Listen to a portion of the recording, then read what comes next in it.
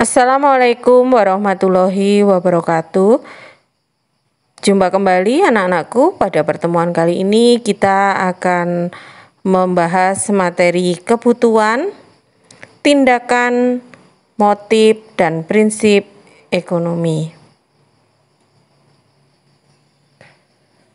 Pernahkah kalian merasa lapar? Apa yang akan kalian lakukan jika merasa lapar?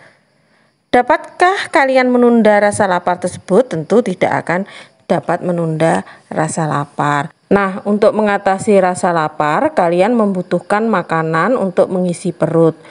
Dari pernyataan di atas, kita dapat mendefinisikan daripada arti kebutuhan. Kebutuhan merupakan segala sesuatu yang diperlukan oleh manusia yang harus dipenuhi, dan tanpanya aktivitas hidup manusia akan terganggu, bahkan mungkin kita tidak akan dapat melangsungkan kehidupan. Memang setiap individu memiliki kebutuhan yang hampir tak terbatas. Coba tulis pada secari kertas daftar kebutuhan Anda. Nah, tentu saja kebutuhan sangat banyak sekali dan berbagai macam.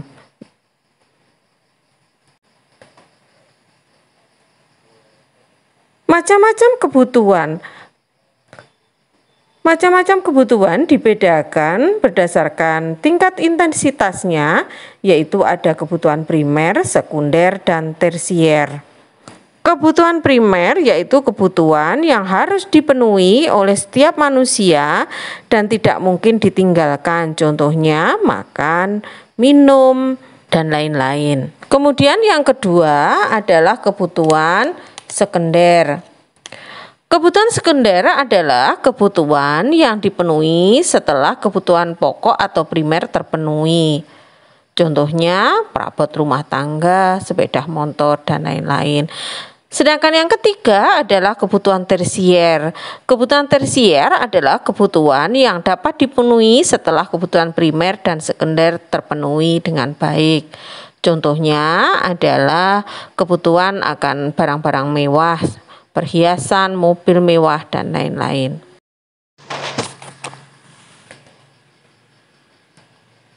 Jenis kebutuhan berikutnya adalah jenis kebutuhan berdasarkan subjek yang membutuhkan, yaitu kebutuhan individu dan kebutuhan kelompok. Kebutuhan individu adalah kebutuhan yang berguna untuk pemenuhan kebutuhan pribadi atau perorangan.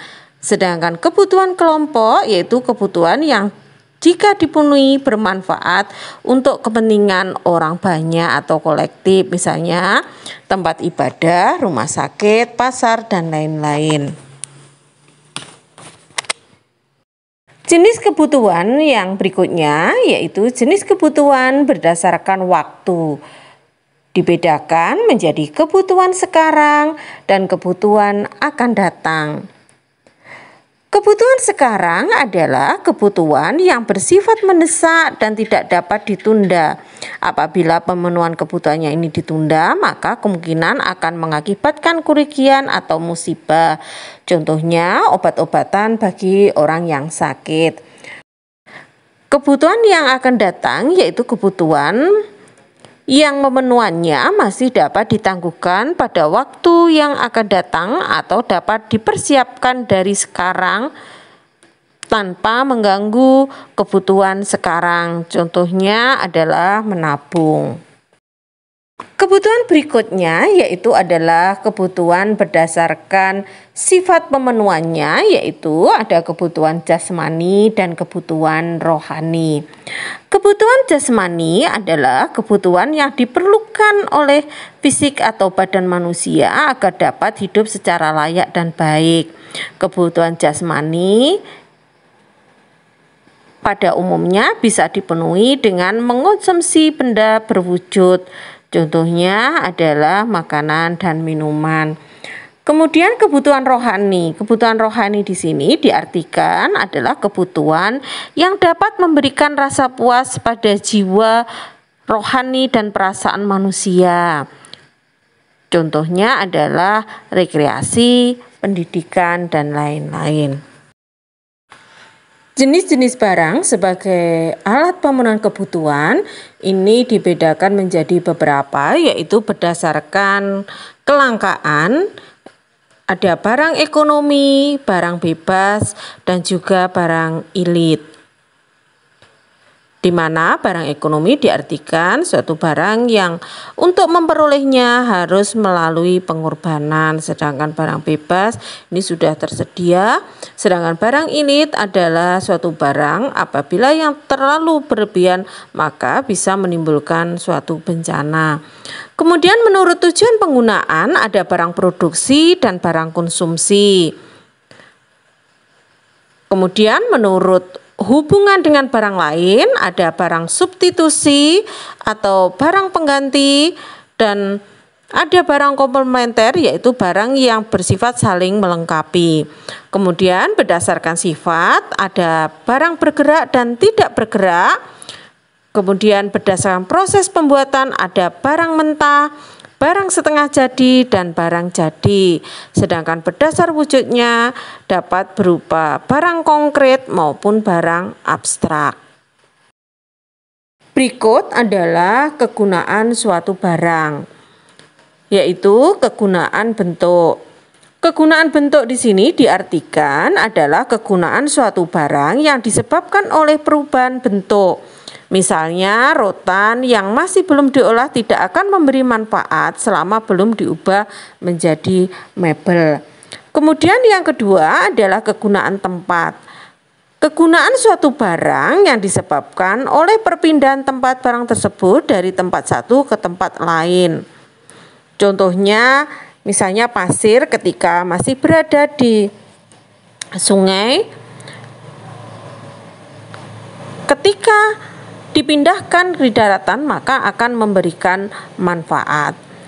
Kemudian kegunaan waktu. Kegunaan waktu di sini diartikan adalah suatu barang bertambah nilainya apabila jika barang itu dipakai pada waktu-waktu yang tepat.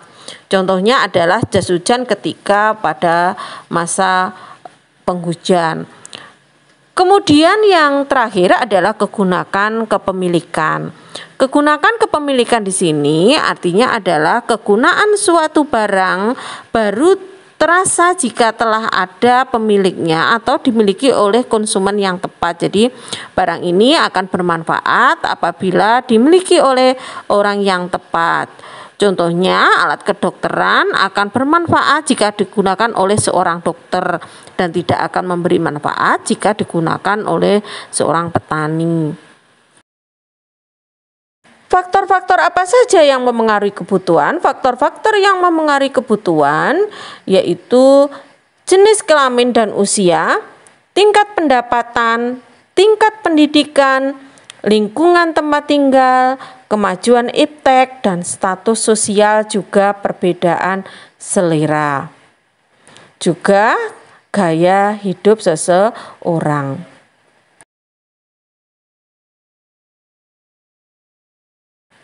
Tindakan ekonomi yaitu kegiatan yang dilakukan agar manusia dapat memenuhi kebutuhan dan mencapai kemakmuran.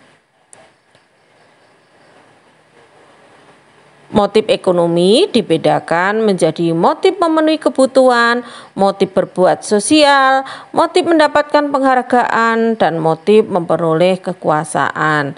Sedangkan prinsip ekonomi dapat diterapkan dalam kegiatan produksi, dalam kegiatan distribusi, dan dalam kegiatan konsumsi. Motif ekonomi dapat diartikan adalah sebagai dorongan yang berasal dalam diri yang mampu membuat orang melakukan kegiatan ekonomi. Ini disebut sebagai motif ekonomi. Motif ekonomi sendiri ini diterapkan dalam kegiatan produksi, konsumsi, maupun distribusi. Misalnya untuk motif produksi yaitu adalah memperoleh keuntungan. Kemudian konsumsi ini adalah untuk memenuhi kebutuhan.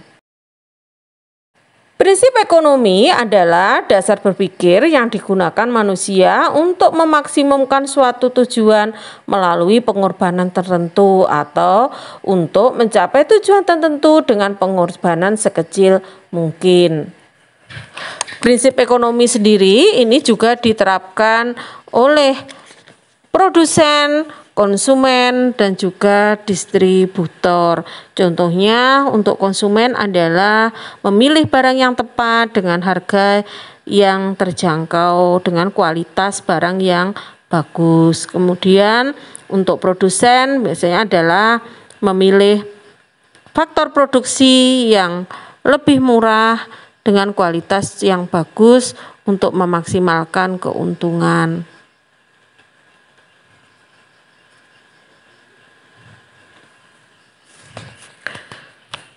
Demikian tadi anak-anakku materi kita pada pertemuan kali ini. Sampai jumpa kembali pada pertemuan berikutnya. Saya akhiri, wassalamualaikum warahmatullahi wabarakatuh.